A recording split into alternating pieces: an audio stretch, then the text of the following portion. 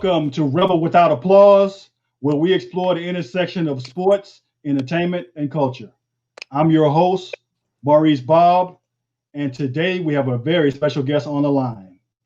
He is a super middleweight boxer hailing from Lynn, Massachusetts, with a record of 17-1, with 11 of those wins coming by knockout. And he's got the best nickname in the game, Flatline. Ladies and gentlemen, please welcome Ronald Ellis to the program. How you doing, brother? I'm doing great, man. How's everybody doing out there? How you doing, boss? Hey, I'm trying to hang. I guess we're trying to get to the other side of this COVID thing, so we'll see how that goes. What about you? How you holding up?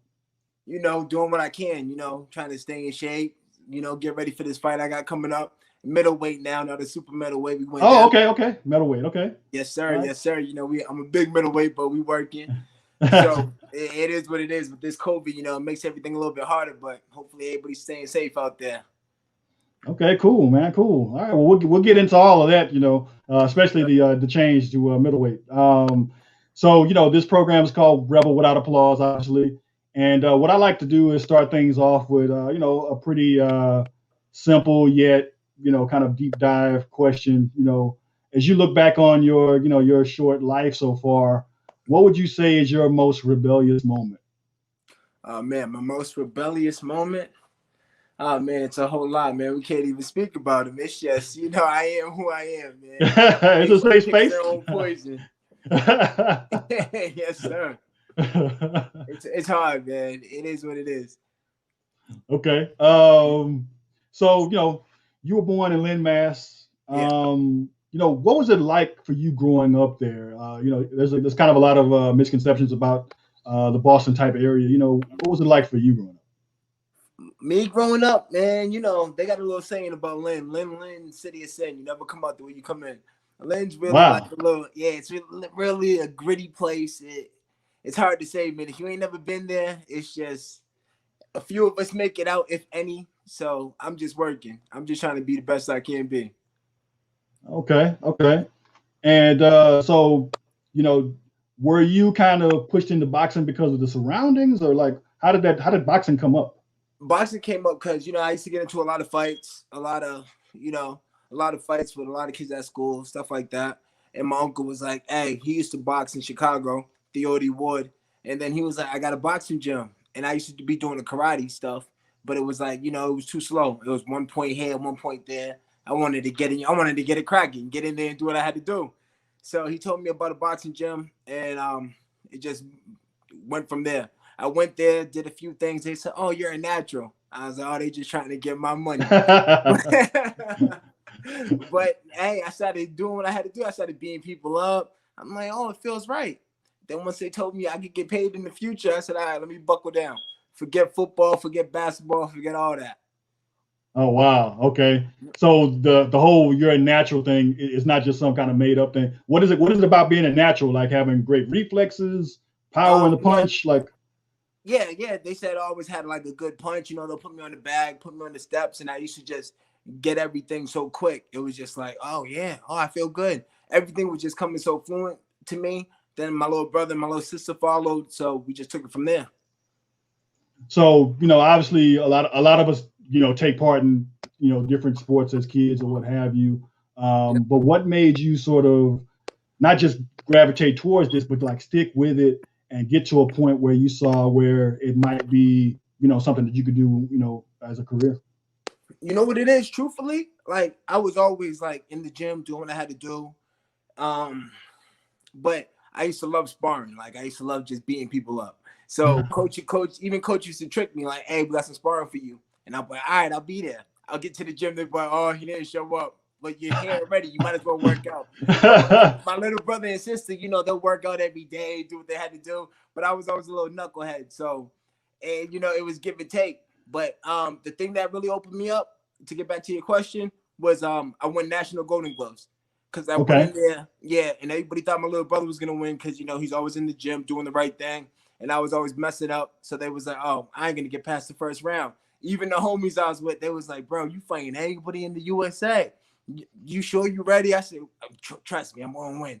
Everybody doubted me, but I pulled through and I won 2000 national Golden Gloves. And after that, I said, you know what? I'm all right.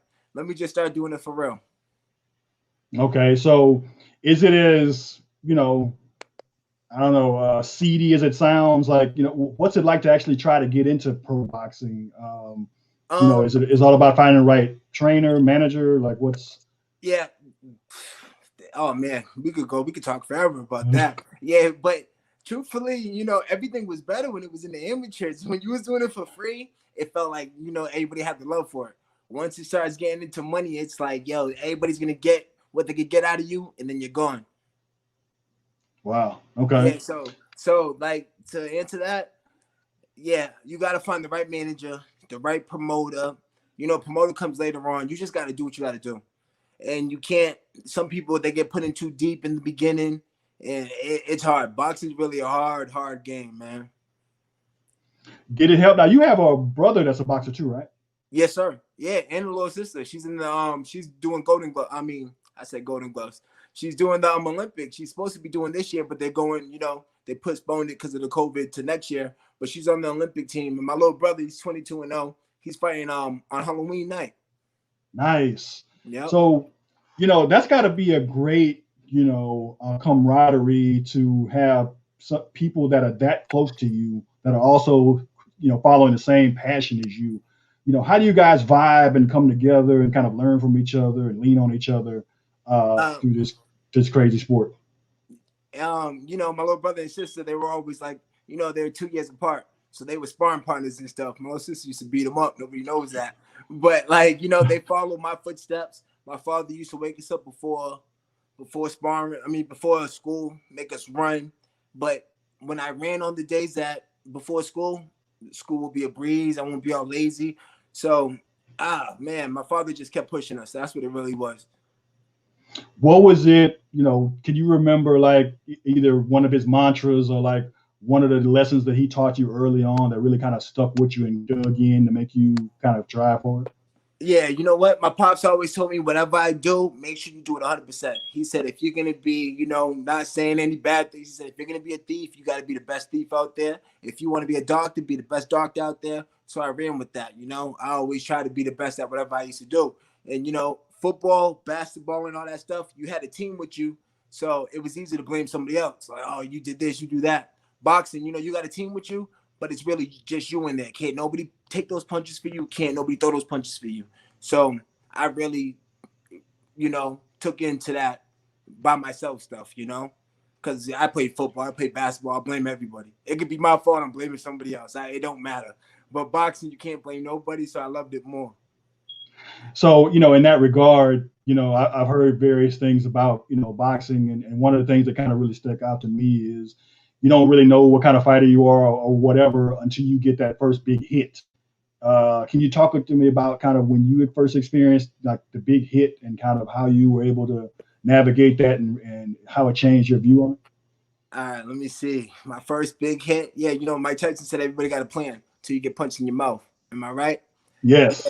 So it was probably my first fight.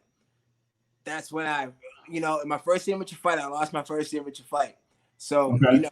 I hit the kid. He's bleeding everywhere. And I'm like, yo, I'm winning. So he keeps tapping me and running. I didn't understand the game. I'm winning. I ain't got to hit him. He's bleeding. He's running. He's hurt. But it went by points. But with that being said, when you first get a hit, and it's like that tells everything. Because, everybody says, you can have a heart, you can have whatever, but your chin's the same. If you can't take a hit, you can't take a hit. Wow. Okay. So, when you take that first, like you said, you got an early loss. What was it like kind of mentally to overcome such an early loss, at that stage? Oh, yeah. I was young. I was, 14? It was like, it's over. I can't believe I lost. I had him bleeding. And then I had a rematch right away. I made sure I fought that kid right away. We got that out the way. So you got right back on the horse. You didn't. Right back on the horse because I said I can't go on like this. I had to go back to basketball and all that. Everybody's like, "What happened? You lost?" They don't understand it. So I said, "You know what? I ain't losing again." And I had to do what I had to do. I totally understand that, man. So we know that your record is 17-1, so that's your pro record. But what was like your amateur record and kind of, talk me through the steps and progression, of your amateur. See, my amateur record, I only had about 25 fights. Okay. Yeah, I was like 21-4.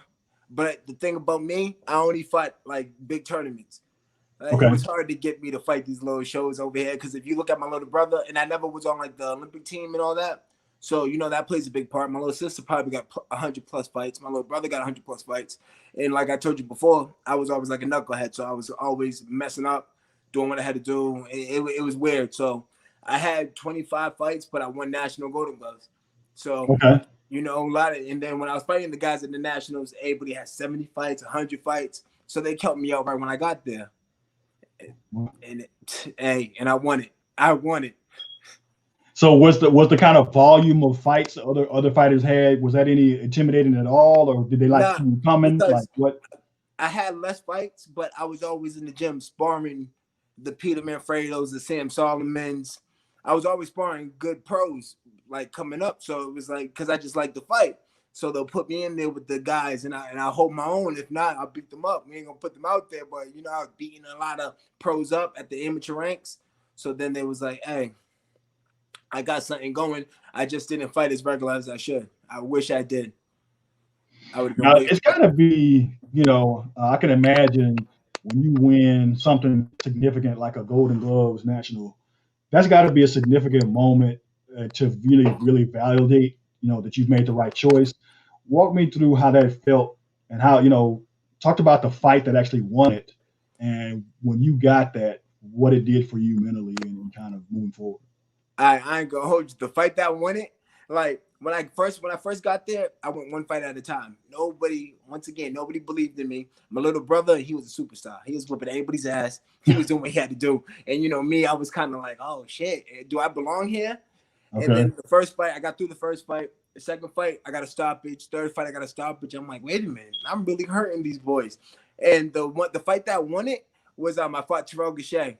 If nobody knows him, a lot of people know him. He's with PBC. He's from Cleveland. That was a great fight. Me and him went at it. It could have went either way. I ain't gonna lie to you. And then and he was runner-up. So I think he was probably number 1 in the nation at that time. So I'm like, damn, I got no choice. I mean, I got no, like in my head, I'm like, I made it to the finals. It is what it is. And then I don't know who it was, but his coach walked by or somebody. He's like, you got to be out of your mind. And then the trigger switched in my head. Like, you know what? I ain't no sucker. I ain't no sucker. And then we just went in there, we banged it out, and I pulled it off. So he woke up a sleeping giant, right? With that, yeah, no lie. Shout out to Terrell. Me and him's homies to this day. Yeah, I could imagine that would just like, oh, you don't think I could do it, huh? Okay, exactly. I can show you better than I can tell you. How it go. Exactly. For sure. So talk to me about after you got that big achievement in your boxing career. From that point on, when did you turn pro, and like what made you decide to go pro from that point? Hey, like me going pro wasn't. I don't know. I feel like I got, how do I say it? Like Terrell went to the Olympics and he was the Olympian. So I beat him in the Golden Gloves. And then, they had like a point system. I wasn't doing that many tournaments. So then I went to Puerto Rico and I was sparring out there, working out there with my coaches, my little brother's coaches, still to this day. I was working with them and they had a pro show coming up. And then I was like, oh, you can make some money, so why not? You could go pro. You'll be a beast in the pros. You've been sparring pros forever. So I did that. And then after that, USA called me like, hey, you're not going to this tournament? I'm like, damn, y'all could have called me 2 days earlier. Wow. Like, you know what I'm saying? Once you fight pro, it's over with. Wow. Now tell me about that. Like, to miss out on a possible chance at the Olympics, and that you had the skills, you had the skills to go in there and take care of business. What was that like for you to try to get past that sort of I don't know, disappointment? Yeah, it was just like, you know what? So I'm just going to show what I got to do, show what I could do in the pros. It was like, hey, you can't cry over spilled milk. Everybody happy? So just pack your stuff up and do what you can and go for it. And I'm still running to this day. So, something got to give. Okay, I feel you on that. Now you said you spent time in Puerto Rico. What Yeah. was that like for you? Because I'm getting this picture of. I'm sure you saw Creed. He was down and doing these crazy fights in Mexico or whatever. Was it like that, or am I off base? Yeah. You know what? Puerto Rico was really welcoming and stuff. When I got there, I was doing marathons and stuff. They used to call me Shaka Zulu. You know, it was crazy, bro. But it wasn't like that. But you know, later on in my career, I fought in Mexico a bunch of times and stuff like that. So it is what it is. I liked it. Now, I liked it. now for the the uniformed boxer that hasn't seen you in action, talk about your fighting style. What's it? If you had to describe it, how would you describe it?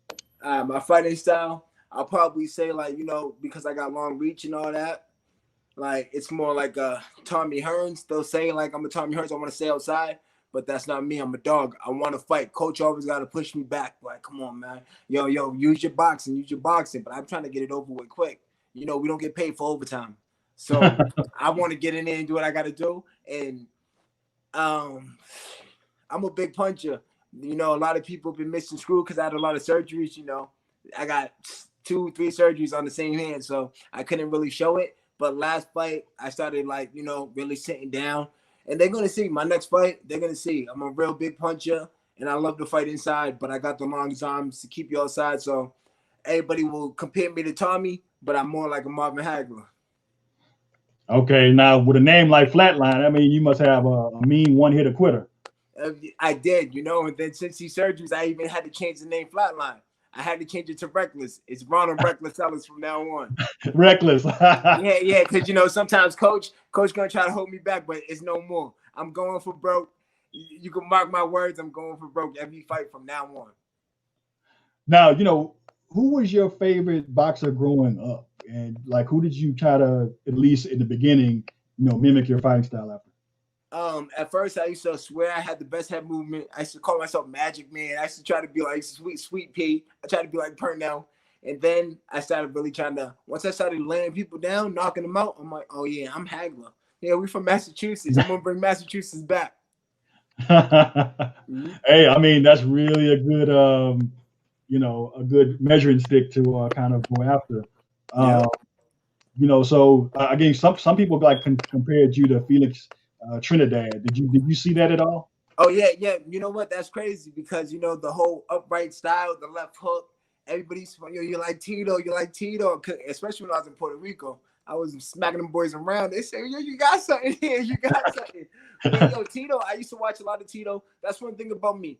When it comes to fighting, I watch every fighter. I love Roberto Duran on the inside fighting. I take a lot from him, and that's why I love being on the inside. I watch Tommy Hearns. If you name a fighter, I probably watch the fight from heavyweights to featherweights. You know what I'm saying? My boxing encyclopedia is pretty good, man. Okay, now we're about to test that then. Okay, no, hold on. Let me hear something, man. No, it'll be an easy one. Since you've watched so many fighters, could you give me your top 3 in order of all time? Top 3 in order? Oh man, let me see. I'm gonna have to at the top. Oh man, I'm gonna go with Hagler. I've been talking about him all day. I gotta go with Hagler. That's probably my go-to. And then Roberto Duran. Hands of stone. Huh? Hands of stone. Yeah, hands of stone. You know that. You got to put those punches there. And then for the last one, this one's probably going to be Terry Norris. Terrible Terry Norris, man. Just his whole attitude that he brought to the game. I feel like that's how, if they wasn't slowing me down so much, they'll probably be like, you know what? But it's coach in my back pocket. They're always slowing me down. So now you mentioned a great point there where, you said like coaches have had to kind of pull you back a little bit. So talk to me about kind of this thing in boxing where it becomes like this science. So now obviously you have a mean punch, you like you said, you like to get inside, but there's also the cerebral part of it. And you think about a fighter like a Floyd Mayweather, he's more cerebral than power and things like that. How hard it is to kind of combine the two, and where do you think you are in your journey in combining them? Yeah, see, it's hard to combine them. Like, Like it's Floyd Mayweather made the best point. It's hit and don't get hit. People forget that. Everybody want to be macho man. And then if you have that inside of you, you're gonna try to bring that out. Because every fight, I'm like, you know what, coach, I'm gonna try to knock him out. They're like, nah, man, you gotta slow down. And now that I'm getting older, I'm getting a little bit smarter, and everything's playing how it's supposed to play out. It's really hard. But if you could balance that early on in your career, you're gonna be all right. Floyd was just ahead of the game. He was like that since a baby. You know what I'm saying? He been bred to that. But if you working on it and try to, every fight counts, and every fight you're gonna learn a little bit more. You're gonna get a little bit smarter. So like, when you're in the ring, like, kind of, we're gonna go through your eyes. Now, when you're in the ring, are things moving at 100 miles an hour, or do they slow down? So are you able to kind of think? You know what? The best fight, my last fight was probably like that loss that I had was probably the best thing that ever happened to me. You know what I'm saying? Because I thought I won it, but I'm not a judge. So I started learning, and I was panicking. I was rushing everything. The last fight was probably the best fight. I went down to 160. I felt like the bigger guy. Everything was slow. Everything was to my pace. I controlled it. I did what I had to do, and it was the kid's a great fighter. So, you get to, when you're relaxing there, you can see the punches, you can do what you do. When you're just going off of your emotions, it's hard. Like, you're making it harder on yourself. When you can settle down and really sit in the pocket and do what you got to do, it makes a major difference. And geez, man, I'm over here sweating already. I just finished working out, jumped in the shower. I tried to change up for the interview, and I'm still sweating, man. We get you hyped. Do another workout after this. You're killing me. We get you hyped. That's a good thing. So I guess that your best power comes from this like place of peace. So when you can slow things down, you probably can connect better. Look for better angles and things like that, and be way more effective. Is that kind of what you saw in this last fight to kind of get you to a better place? You said it. That's exactly what it is. When you calm down, because when you're hyper, you're like, you're just throwing. You're listening to the crowd. You're doing all this other stuff. When you relax, you settle down. You could, like you said, you could place your punches better. You could maneuver better. You could turn them. You could hold them. And that's what people need to know.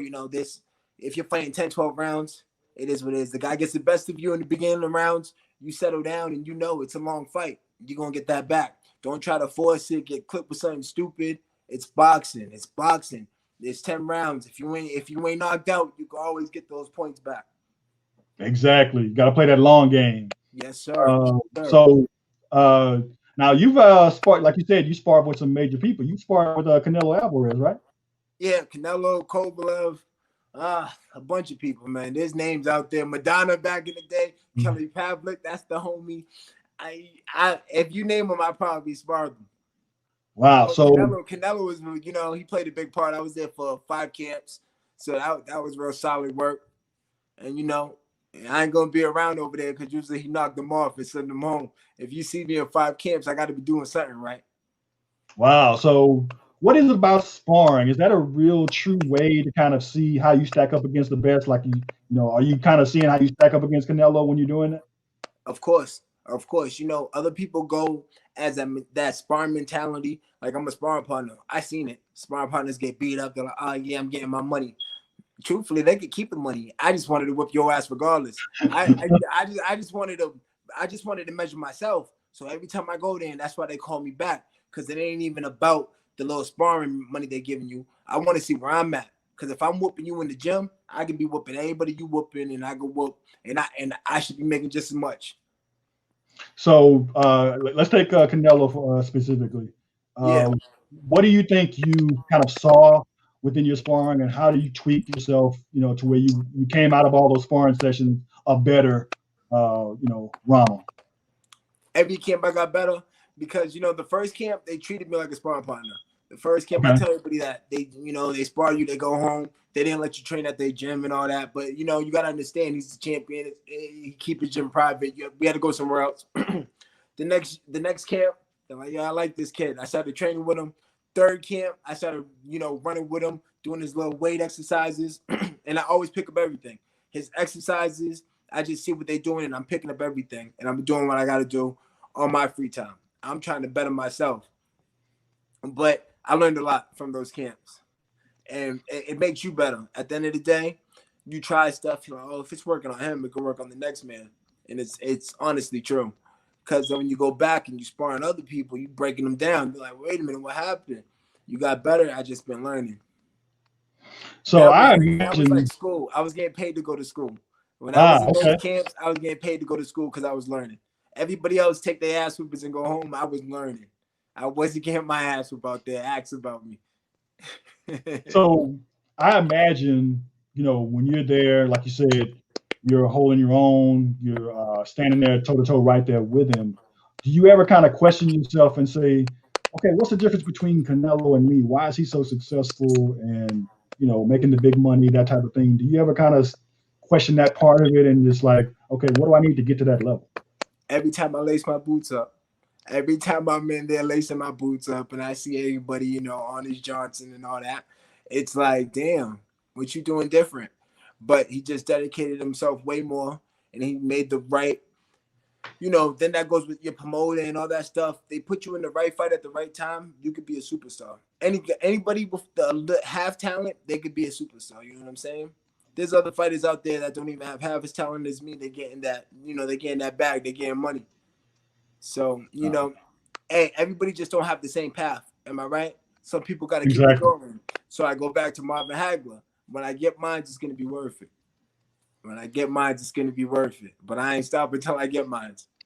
Exactly. Now, I can't speak for you, but I think if I was in your shoes, I have a tendency to get kind of compare myself to others and, get a little bit jealous. And how do you control that part of it and keep kind of in your own lane and your own path? Like you said, everybody got a path. So I'm like, oh, maybe this is for me. But like you said, I'm looking at the long run. I'm gonna get it. And when I get it, I'm holding on to that. Ain't nobody taking it from me. So it's like, if you get something and then you have to work a little bit harder for it, you appreciate it more. You know what I'm saying? Nothing been handed to me my whole life.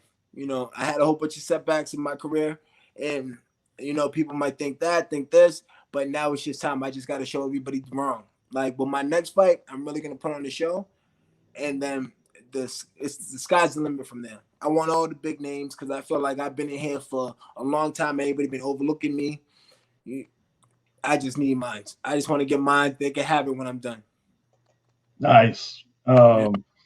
So you only have like one loss on your record, correct?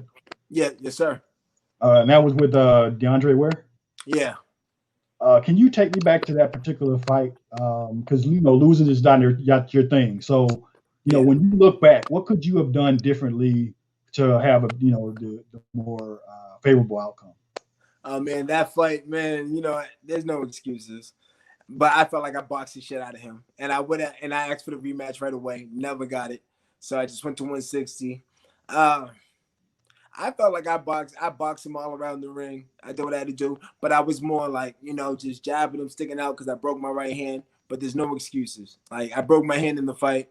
It was hurting all camp, and it really broke in the fight. So I had surgery after that fight, but I felt like I still outboxed him. But that made me really open up. Like, all right, these judges ain't on my side, so I really gotta make them feel embarrassed to take a fight from me. Because it was close, and I let it be close. I could have really sat down and tried to get him out of there. There was a lot of things towards that fight, but that made me the man who I am today. That probably was the best thing that ever happened to me. Because then, DeAndre went on and he fought his next fight, got stopped and all that. So everything plays a role. I went to my next fight. I went down to 160 and had the best fight of my career on paper. So everything happens for a reason. Nice. So, you said at one point you had broken your hand. How can you keep fighting after something like that? Is it just adrenaline? Are you taped up so good that, you can kind of get through it? Like, walk me through that part. Oh, man. The first time I ever broke my hand was my first Showtime fight with Jerry Odom. So, me and him's giving it up. Jerry Odom could hit. So me and him's going at it. I break it. I go back and I'm like, yo, coach, I think my hand's broken. He said, but you got another hand, don't you? I said, shit, you know what, you're right. And he was like, it ain't broken. I'm telling you, it broken. He was like, now go out there. And that's when I had my first daughter. And I said, you know what, baby need a new house. Baby need a new apartment. Yeah, we're going to work through this. And I hurt my hand so much. Yeah, the last fight was probably the best fight. I had no pain in my hand. Shout out to Grant for that. They gave me those super gloves.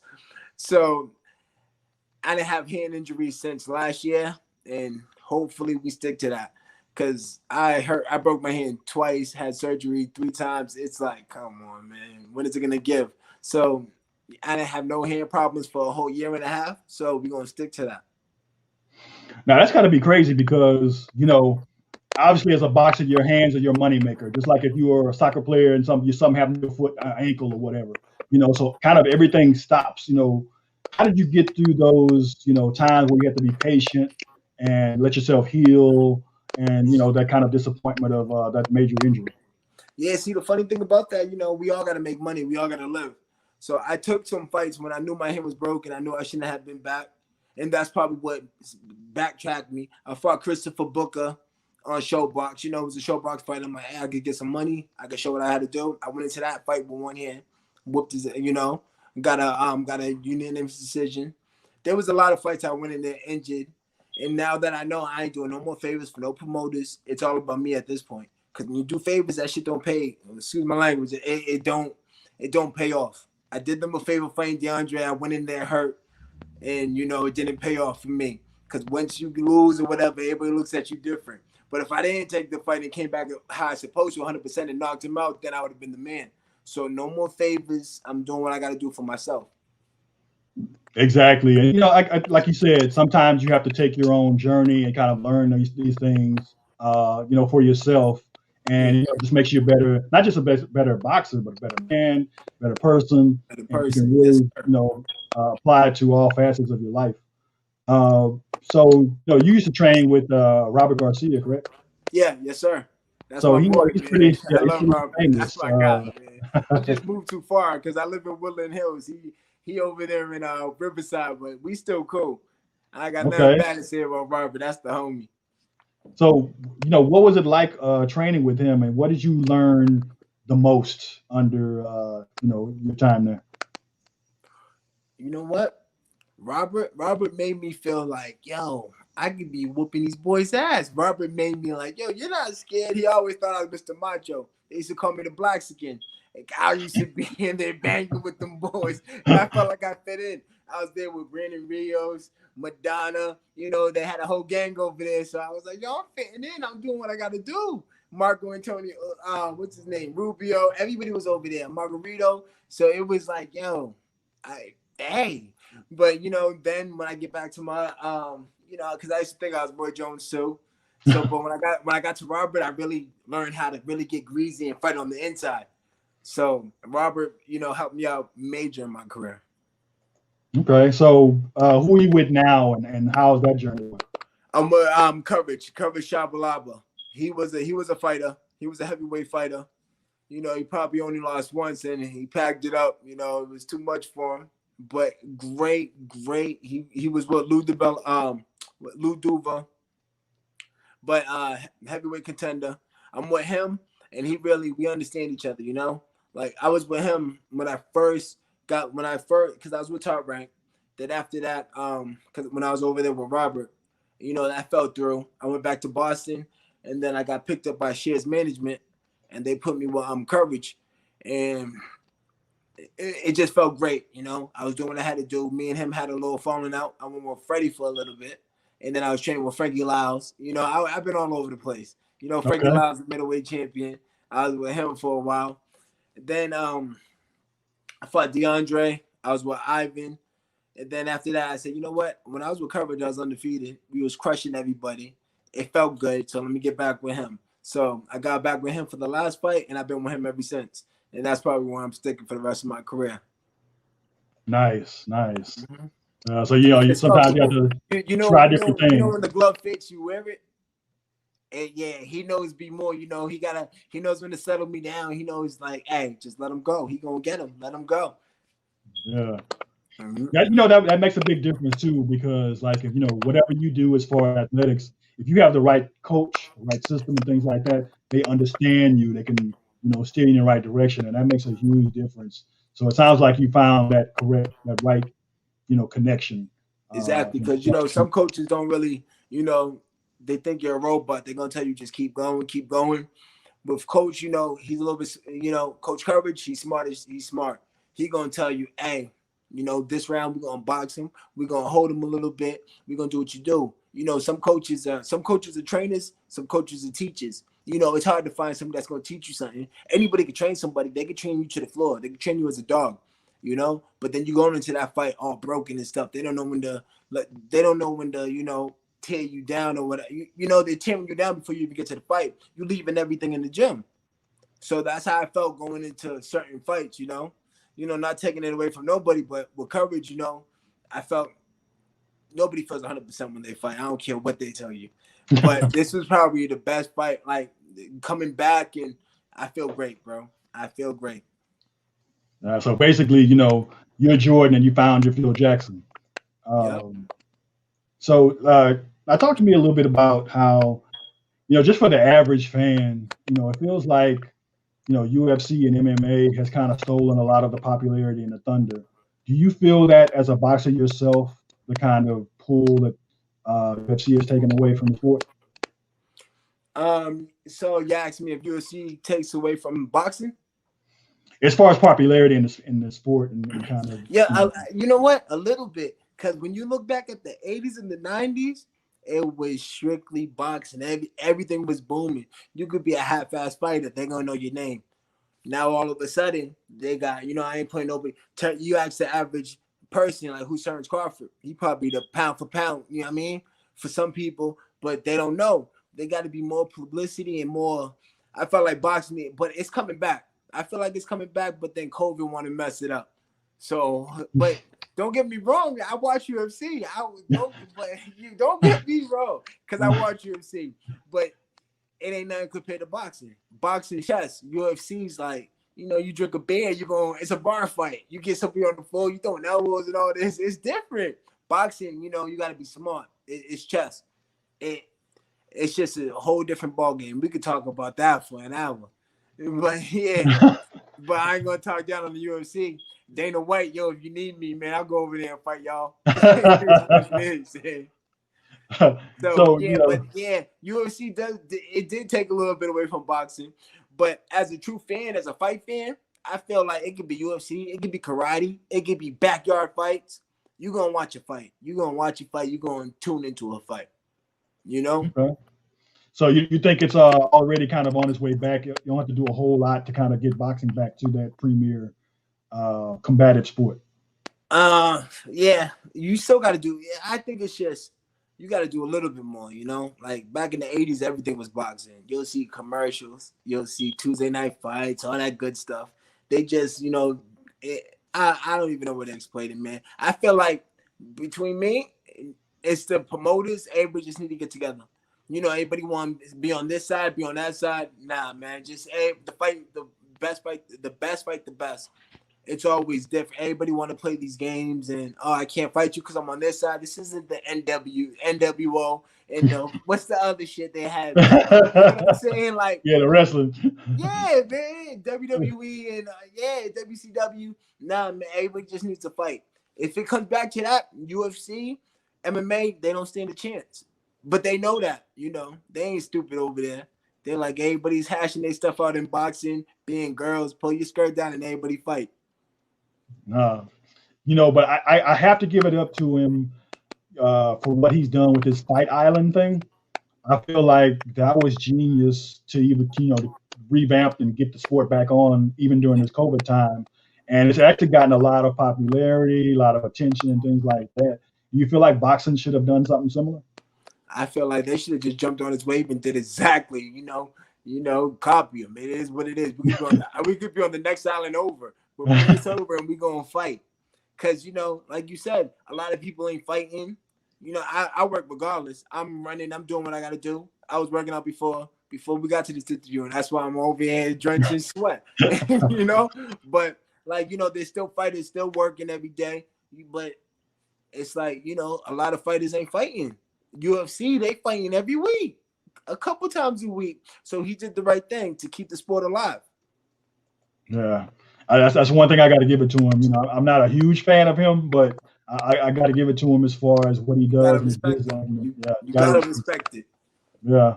So you talked about how, you know, you got your next fight coming up. You know, what have you been doing to prepare?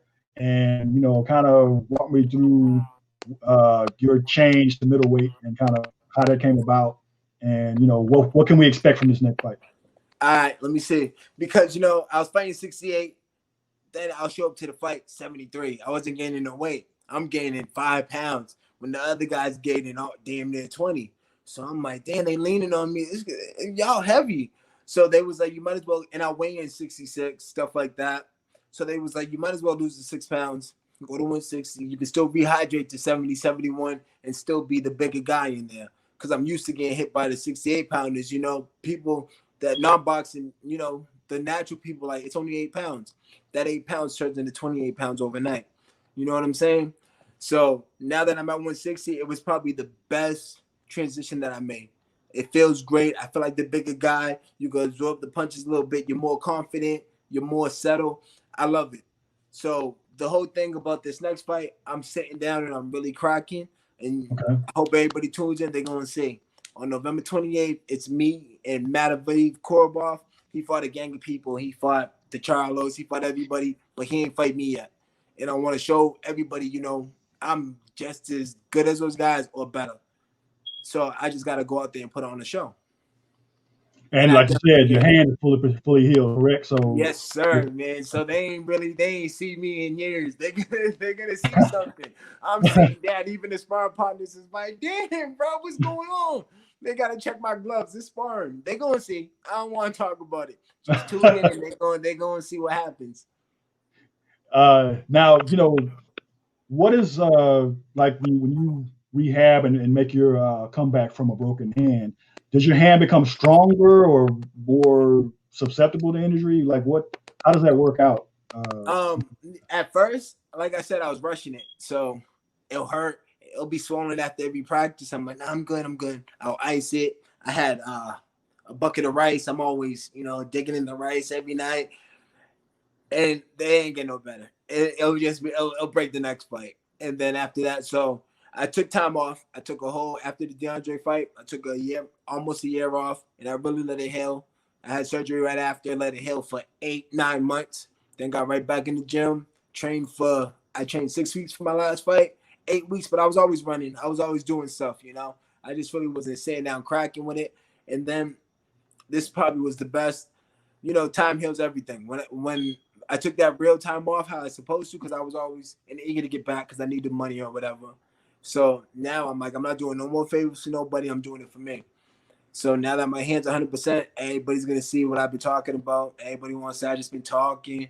But put something in front of me and they're going to see. Yeah, I'm definitely looking forward to that. Yes, sir. So I can't let you out without kind of, you know, talking a little bit about, you know, other sports. I'm imagining that you're a Patriots fan. Yeah, a little bit. You can say that. A little bit. Yeah. You know, everybody say since Brady left, everybody's heartbroken. But man, my man Newton doing his thing over there. Yes. Yeah. Yep.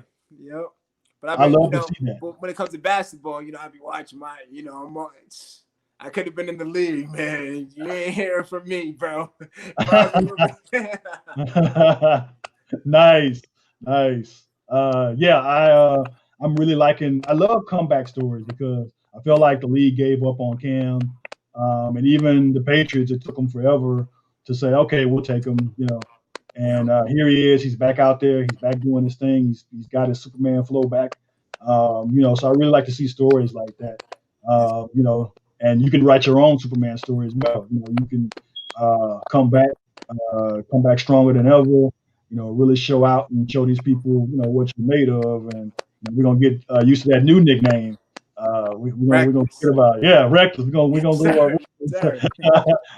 We're gonna enjoy the boxing stylings of Reckless moving forward. But Hey man, it's been a huge pleasure having you on. Yo, my man Mo, appreciate it, Maurice. Man, I really appreciate it. We're gonna chop it up soon, real soon. Yeah, for sure, for You, sure. next time we're gonna have that W. Yeah, we gonna talk be like, damn, you showed out. Mark my words, you showed out. That's all I want to hear, Mo. Appreciate it, baby. For sure. And to all the rebels out there, make sure you check out his next fight. He's gonna really show out and prove, and really show you what he's made of. And really like to thank everyone for hanging out with us. And keep an eye on us every Thursday. We drop a new episode on YouTube, Spotify, Apple, where you like to catch your podcasts. And for our special guests, Ronald Ellis and myself, we'll see you next time. And please stay rebellious. Yes, sir.